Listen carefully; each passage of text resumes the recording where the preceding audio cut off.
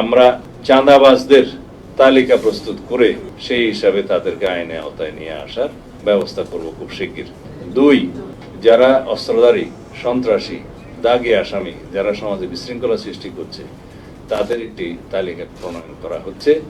সেটা নির্মোহভাবে তালিকা প্রণয়ন করা হচ্ছে এবং আনবায়াস তালিকা প্রণয়ন করা হচ্ছে। সেটা আমরা স্ক্রুটিনি করে তাদেরকে আইনের আওতায় নিয়ে আসার ব্যবস্থা করব খুব শিগগির।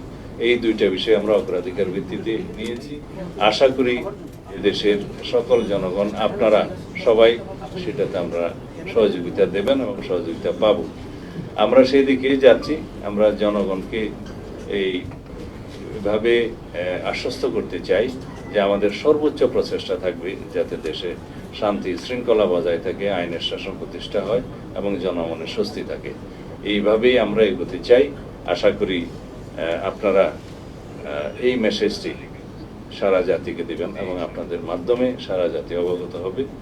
আশা করি আমরা যাতে খুব শিগগিরই আমাদের কর্মকাণ্ড পরিচালনা করতে পারি যেভাবে আমরা পরিকল্পনা করছি, এবং একটি সুষ্ঠু, নিরপেক্ষ, গ্রহণযোগ্য, বিশ্ব স্বীকৃত নির্বাচনের মধ্য দিয়ে গণতান্ত্রিক রাজনৈতিক সরকার প্রতিষ্ঠিত হয়েছে। সুতরাং আগের সাথে তুলনা করলে চলবে না। দ্বিতীয়ত, আমি প্রথম দিনই মন্ত্রণালয়ে যোগদান করার পরে আপনাদের নিশ্চয়ই মনে আছে বলেছি যে চেইন অফ কমান্ড থাকতে হবে, এস্টাবলিশ করতে হবে। এখন যে প্রশ্ন আপনি তুললেন যে একজন ওসি সরাসরি মন্ত্রীকে ফোন করবে কিনা, সেটা আমরা এলাও করি নাই। তবে মন্ত্রী যদি প্রয়োজন মনে করে যে কোনো লেভেলে যোগাযোগ করার, সেটা করবে, কিন্তু চেইন অফ কমান্ড ব্রেক করে যেন নিম্নপদস্থ কর্মকর্তারা তার উপরস্থ কর্মকর্তাদের ডিঙ্গিয়ে সরাসরি তার উপরস্থ কর্মকর্তাকে যোগাযোগ না করে দিয়ে, এটা বলা হয় চেইন অফ কমান্ড যেন ব্রেক না করে, সেই সিস্টেমটা আমরা চালু করেছি। ইতিমধ্যে সেটা প্রতিষ্ঠিত হয়েছে। এই মেসেজ আমাদের ডিপার্টমেন্টের সবার কাছে গিয়েছে। তবে পুলিশ কমিশনার বা আইজিপি যদি মনে করে যে কোনো লেভেলে উনি যোগাযোগ করবেন, সেটা করতে হবে কাজের প্রয়োজনে।